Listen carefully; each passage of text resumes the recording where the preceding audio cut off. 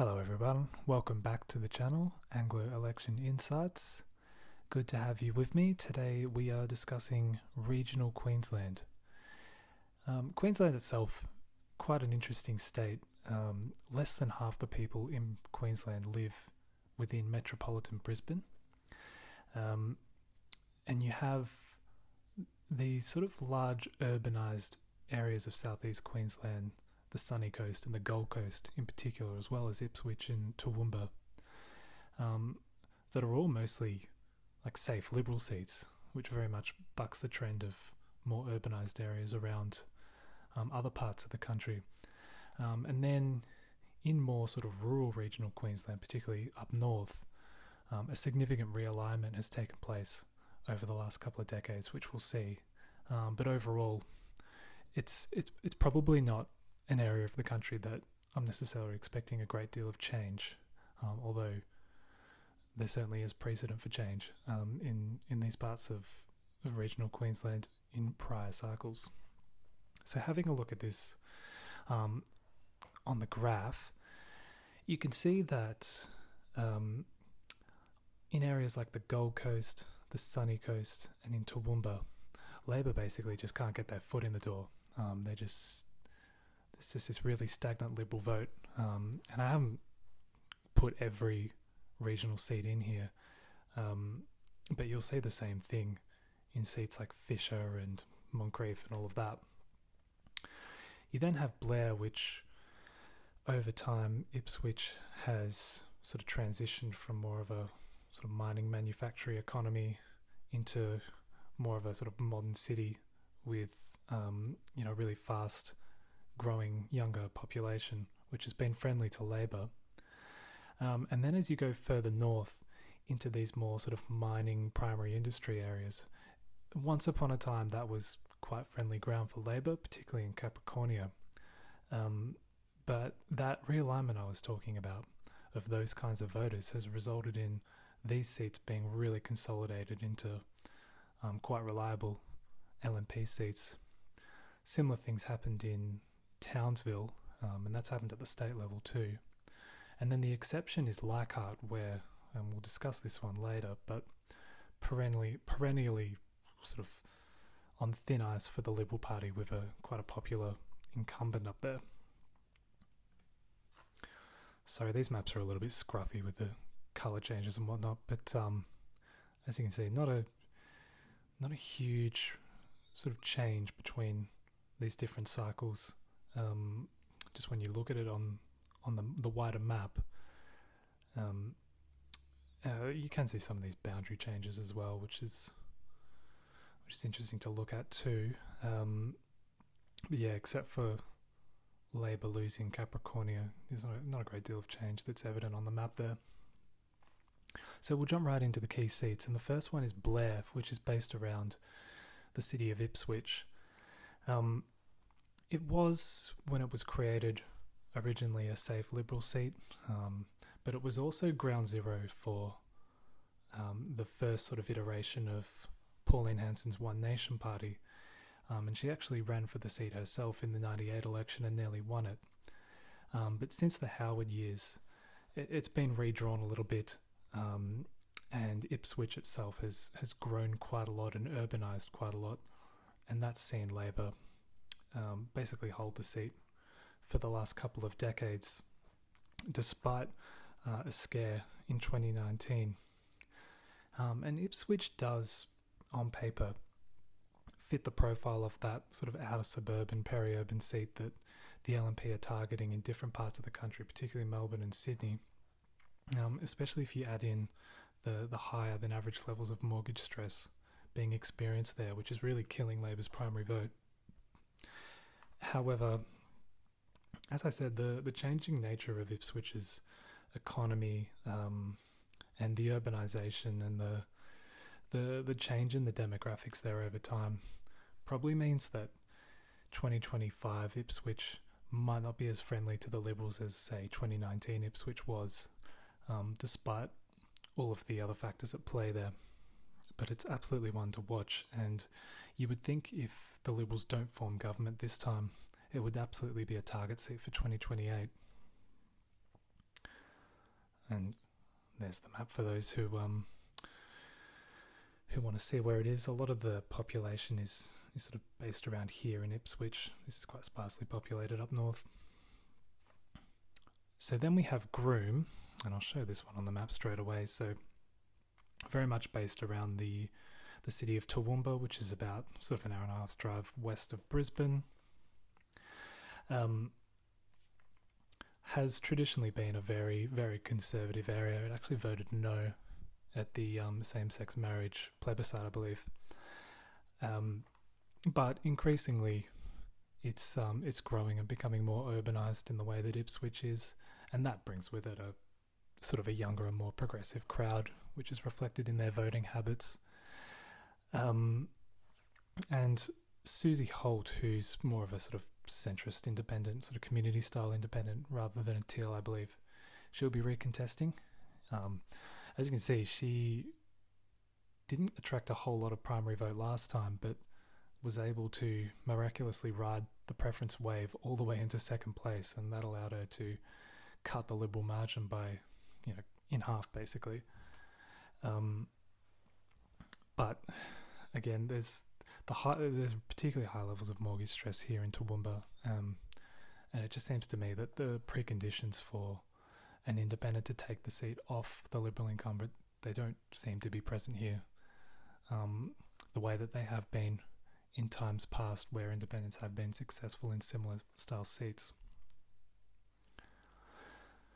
On to McPherson, and I've included this one for a couple of reasons. Firstly, it's an open seat. Karen Andrews is retiring, and also this is where one of Climate 200's more high-profile candidates is being backed, which could throw a little bit of spice in the mix.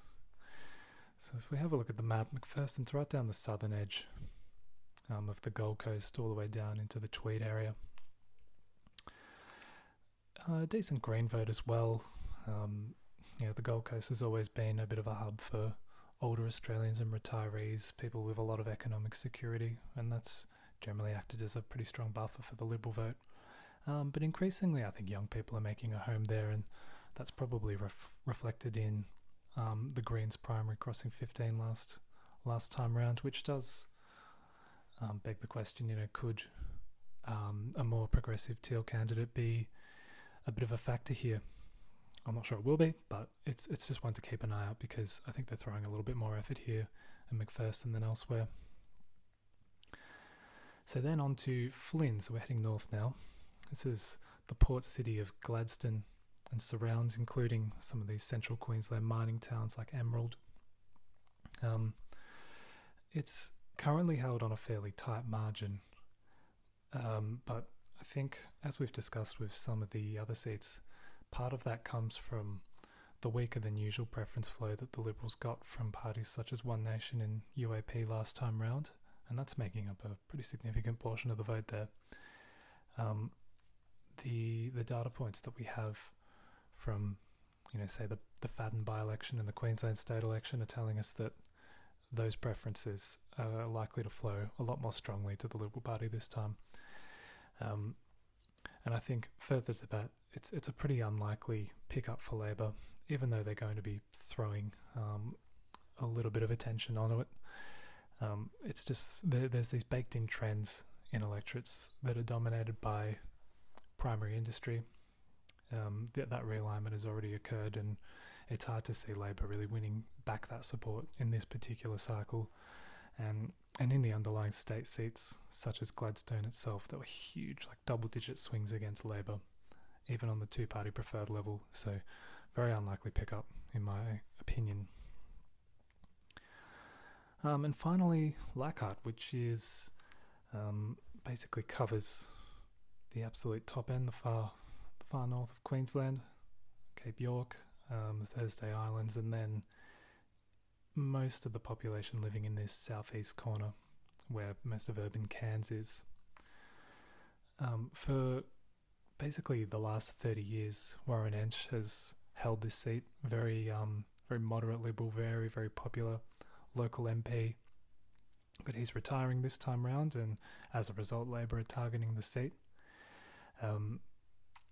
there is a thought that the Liberal brand overall, the support for the Liberal brand, I should say, is a lot softer in this part of Queensland than the support for the incumbent MP is, which would open the door for Labor potentially.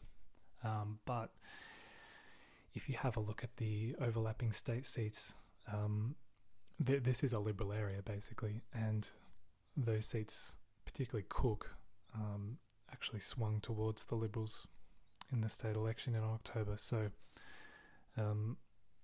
whether or not you think that Warren Entsch has a particularly strong personal vote, it appears that the Liberal brand is not as weak as some Labor supporters would have you believe in this seat.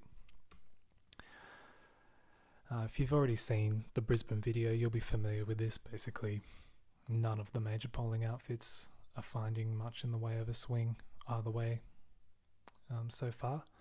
My suspicion is on the night we're probably looking at maybe a 1% statewide swing to the Liberals, just owing to the national environment.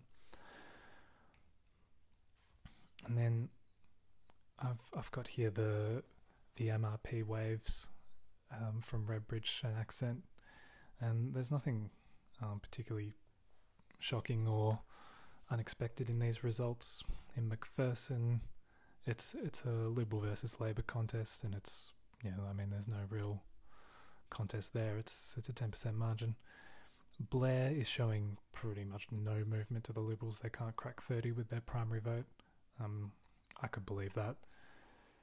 Groom, the independent is entering the two-party count, or the two-candidate count, in their estimation. And I think the second wave was pretty tight, but with the Liberal vote up in the mid-40s, you'd think that'd keep it safe. Fairfax I included because, again, there's a Climate 200 backed independent that's going to be running, and Fairfax was the seat where Clive Palmer actually won in 2013, so there is a sort of a history of them electing funky candidates, and further to that, the local member is Ted O'Brien, who is sort of like the poster boy for the nuclear energy policy that the coalition's taking to this election. So there's a few sort of factors that could play out there, but at this stage, nothing is showing in the MRP polling. Flynn, this one's just getting stronger and stronger for the Liberals. I mean, 45% primary in a seat, which is going to have at least sort of 10 to 15% One Nation vote. That's more than enough to get them home.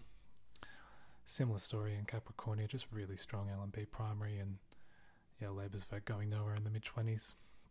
And then, I mean, you always have to take these numbers with a pretty big grain of salt, just given the way they're generated, but particularly in a seat like Leichhardt, they're trying to extrapolate the results from like a national survey and just overlaying the demographics. It's probably not going to give you a very accurate picture of what's happening in a seat like Leichhardt, but for the record, it's basically just a status quo result.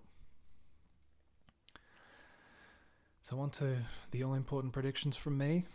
In Blair, I think along with a slight swing to the LNP at the state level, and perhaps some of the issues related to mortgage stress and cost of living in general, there will be a swing on to the Liberals, but I don't think it's going to be enough to overcome the current margin of about 5.5%. I think Labor takes a haircut, but they hold on.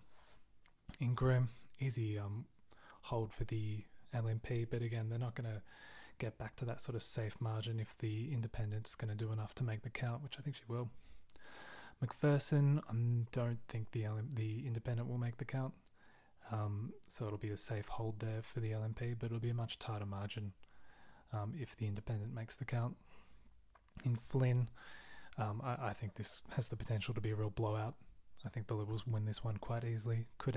That could end up being quite a generous prediction in terms of Labor's vote there. But I really think this is the type of seat that's trending Liberal and trending Liberal quite hard. Finally, up in Leichhardt, I have the Liberals retaining that seat. I think their brand is stronger. well, not stronger than the personal vote of the MP, but the incumbent MP, but strong enough to withhold his retirement, especially in this sort of cycle. But in a good year for Labor, that's definitely one that they could win. So there you have it, regional Queensland. Basically, I'm predicting a status quo result, and more broadly for all of Queensland, 30 or 40 odd seats, and we're basically saying that maybe 2 of them might change, and that depends on just sort of small changes in the primary vote in the inner city seats. So not exactly a battleground overall, and it really points to the problems that Labor's facing electorally, where the Liberals just have so many seats down on lock, and wherever there was fertile ground, it seems the Greens beat Labor to it. So in future cycles, Labor are really going to have to do something about that if they're going to continue to form majority government. But for now, I think it's going to be pretty safe hunting ground for the Liberals, but probably not enough of a swing for them to make any further gains. Thanks again for listening. Again, comment your thoughts below, like the video, please subscribe to the channel if you haven't already, and have a wonderful day. Cheers.